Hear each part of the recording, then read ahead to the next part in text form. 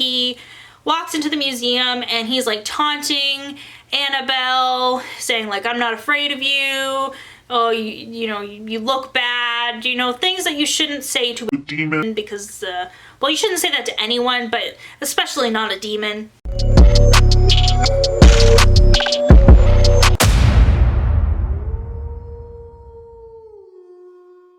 Hi everyone, and welcome back to my channel. Due to popular request, I am finally doing an Annabelle the Haunted Doll video. But before we get started, I'm Sophia Lovelace and I post about ghosts, ghouls, anything creepy and cool. So if you like any of that stuff, make sure to hit the subscribe button down below to be notified when I have new uploads. Also, when you're down there, make sure to hit the bell icon so you're one of the first people notified when I have a new upload. Now, before we get started, let's talk about some things. The first being is that you may have noticed that I am not in my typical set. Now the reason for that is that this is a completely improvised video. I just decided that I really wanted to film a video today because I've been really kind of like stressed out due to world events, which I am pretty sure we are all aware of. I've not been feeling good lately. If you've been on my channel for a while, you know that I was really excited to go see Hamilton in Toronto because I live in Canada, so I wasn't able to go to New York and see the musical Hamilton. But that got canceled, and that happened a few days ago, or the day that I would have went happened a few days ago, and I've been kind of sad. You know, I can't work this summer, which is really sad. I had some really good job opportunities because I'm in university, so you get to do those fun summer jobs, and I'm not saying that sarcastically, but they're all over and they're all canceled, so I'm really sad about that. So now I have to take full-time online school. Yay! Not that school's bad or anything, it's just I'm kind of tired of it. But because of all those reasons, I decided I'm gonna film a video today because if I'm upset, you guys are probably upset. And one thing that makes me happy is filming videos, and one thing that you guys, I've noticed, makes you happy is watching my videos and commenting and leaving comments and coming up with discussions of your theories about paranormal stuff. So I thought I would do that and make a video today. And that's why I'm not on my normal set, because I don't want to deal with all the work and the lighting and the So due to popular request and people demanding, just kidding, no one's really demanded, but I am going to make an Annabelle video.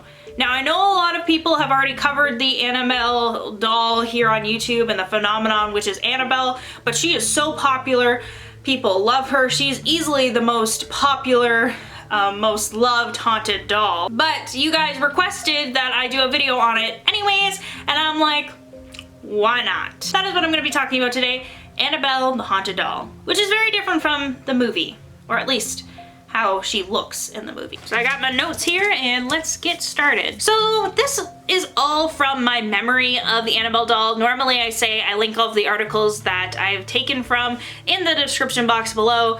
However, I am so familiar with the Annabelle story. I've heard it so many times. I've seen so many videos on it. I've read so many articles about Annabelle that I pretty much know the Annabelle story by heart. So I have some few points, hopefully, so I don't forget anything. But if you're looking for the article in the description box, there is none. Now, the first thing to note is that this Annabelle doll looks nothing like in the movie Annabelle. She was actually a Raggedy Ann doll, which if you guys are from North America, you pretty much have seen these dolls, or Raggedy Ann and Raggedy Andy, so Raggedy Ann and Andy? Yeah, I think that's how it's said.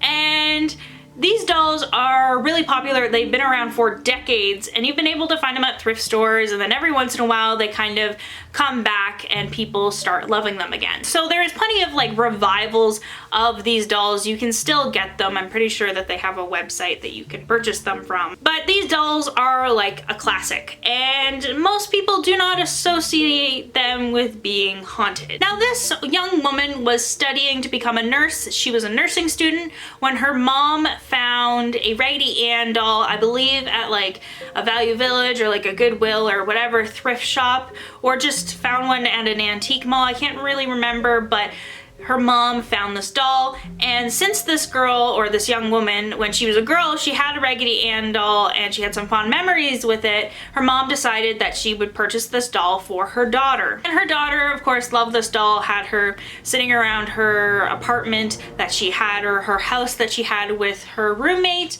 and her roommate wasn't creeped out by it, and they were all, you know, pretty chill, having a good time. Until Annabelle started leaving notes around the apartment. Now, of course, the two roommates thought that the other roommate was writing strange notes, but they quickly realized that that theory did not make a lot of sense, because the paper that the notes were being written on was not a paper that they had within their apartment or their house, and also it was being written in crayon, and they didn't have crayon, sorry, that really shows my accent there. So they didn't have any crayons in their house. So who is writing these notes? Then they thought maybe it was the landlord.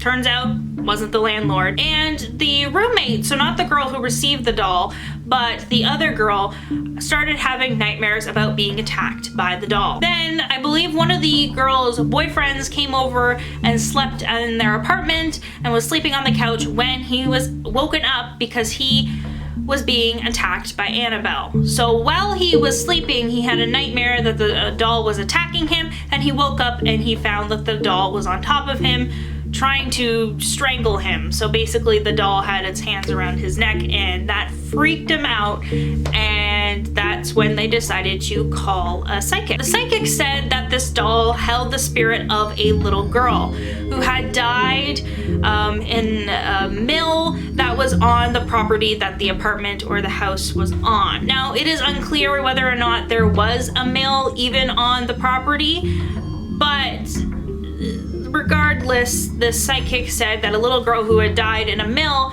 on the property was possessing the doll. However, it became quite apparent that something much more demonic and much scarier was within the doll.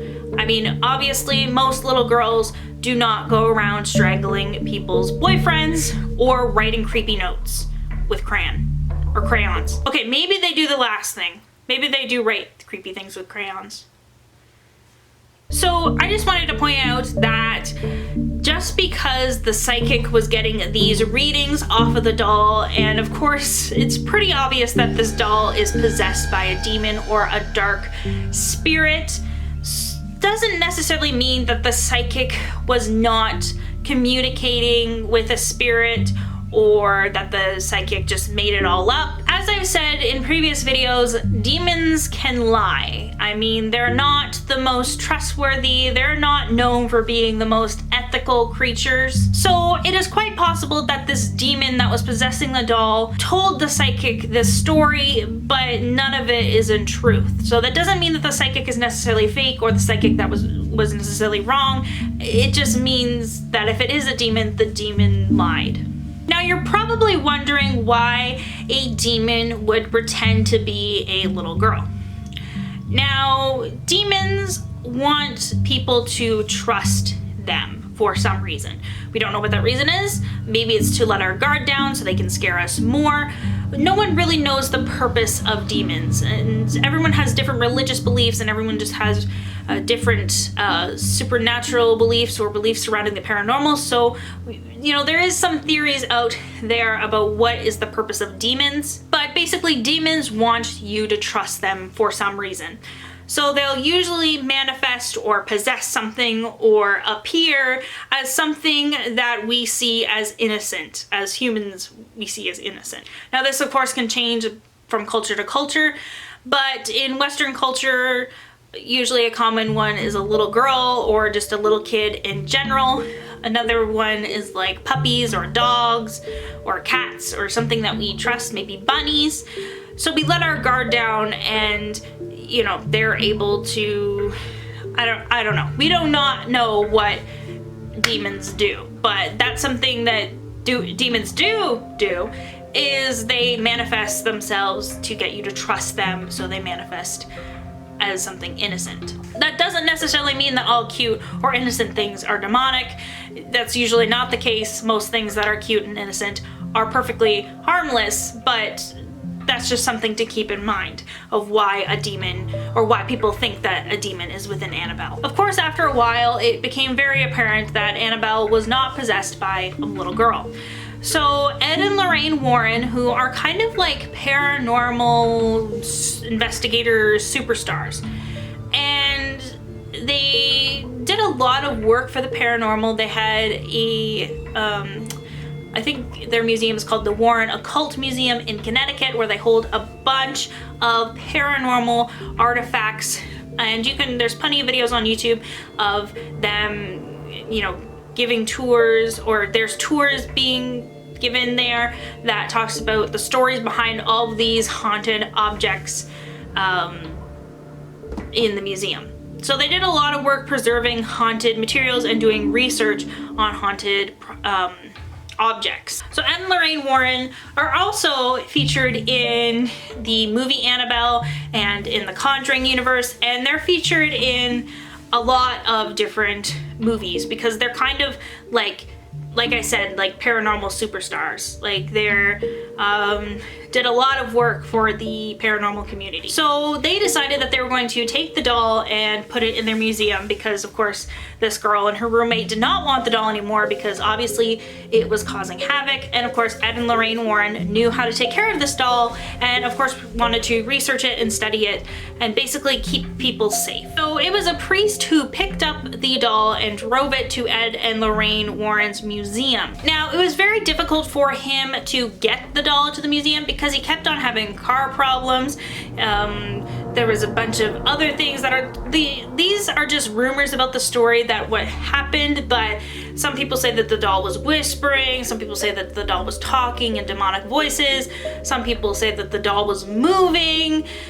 But regardless, this doll was giving a very hard time to the priest, so the priest had to pull over to the side of the road and occasionally sprinkle holy water on her, and she would calm down for a little bit, and he would eventually be able to get to the museum. Now, of course, Ed and Lorraine Warren, you know, opened up their museum, of course, because they probably want people to see these artifacts, but then also it's a good way to get some money in order to get materials that you need to protect these objects. So this museum was open to the public. It is said that anyone who insults Annabelle, something bad will happen to them, usually death. And one story that sticks out in particular is of a boy and his girlfriend. Now, I think he was like a teenager or a young person, and he walks into the museum and he's like taunting Annabelle, saying like, I'm not afraid of you, oh, you know, you look bad, you know, things that you shouldn't say to a demon because, well, you shouldn't say that to anyone, but especially not a demon. And Ed kicked him out of the museum, of course, because he's being disrespectful. I mean, regardless of whether or not this doll is haunted or not, you shouldn't be going into a museum and disrespecting things, making fun of things. That's just not a good way to be. So he got kicked out of the museum with his girlfriend, and his girlfriend did not make fun of the doll, and in certain stories, she kind of tried to discourage him from doing that, and I guess that paid off for her because they both got into a car accident after leaving the museum and trying to head home, but the boy died, but his girlfriend lived. So that is one of the interesting stories that people have of evidence that you should not make fun of Annabelle. Now, the other story is of a different priest. He comes in to Ed and Lorraine's museum to come and see the doll, and he goes up to the doll, and it is difficult to tell why he did this, but he picked up the doll out of the case. Now Annabelle is in a kind of like a thick case like this, so no one can get into it unless you're like a museum attendant. But before, I believe it was just on a shelf. So he picked up the doll and he threw the doll, and that upset Ed Warren for, you know, reasonable reasons. I mean, you're coming into someone's place of work and ruining the place, but also for someone like Ed and Lorraine Warren, they really believed this stuff. So Ed was very concerned about this priest throwing the Annabelle doll. And they had some discussion, and one of the most famous quotes from Ed in the story is that Ed Warren said, yes, God is above evil and God is above demons, but humans are not above demons. Basically telling this priest that yes, God can overcome demons, however, humans are not powerful enough to stop demons. Now, whether or not you believe that is true, whether or not you believe that you should be afraid of demons is up for you to decide, but that is what Mr. Warren said to the priest, and that is what he believed, and that was his belief about humans' relationships to demons and God.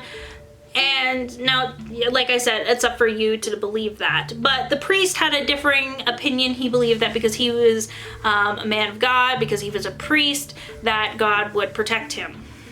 Now it's up for you to decide what happened next, if it was a coincidence or something else like that. But he left the museum and he got into a car accident and he died. So that is a little bit suspicious. Let me know what you think in the comments down below. Do you think that him getting into a car accident was a result of him mistreating Annabelle, or do you think it was a coincidence? Make sure to leave your thoughts down below. Now, some of you may be wondering, why does the Annabelle doll look so different in real life than what she does in the movie?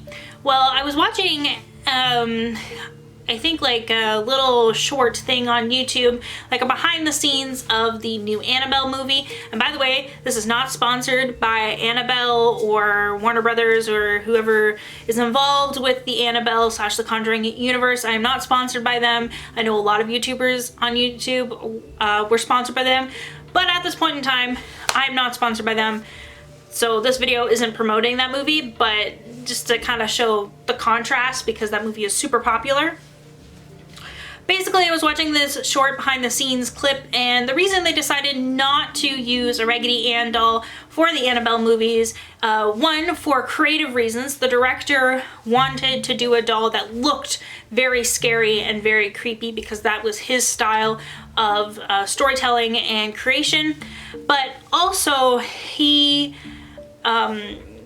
didn't want to get into like a lawsuit or like a legal battle with Raggedy Ann, and to be honest, he would probably lose if he did do that, because imagine if they did use a Raggedy Ann doll, that would be a big deal because most people are not terrified by Raggedy Ann dolls. They've been around for decades, and you know, even if we look at a movie like It, people weren't really afraid of clowns before that 1980s miniseries came out of It.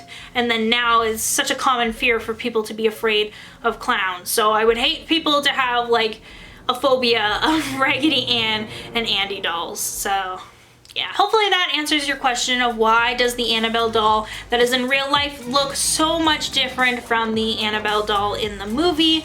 Hopefully that answers that question clearly. If you guys like this video, make sure to please give it a big thumbs up. Also, make sure to leave a comment down below letting me know what kind of video do you want to see next. Yes, I'm planning black-eyed children videos. I want to do a mermaid video. You guys are requesting that.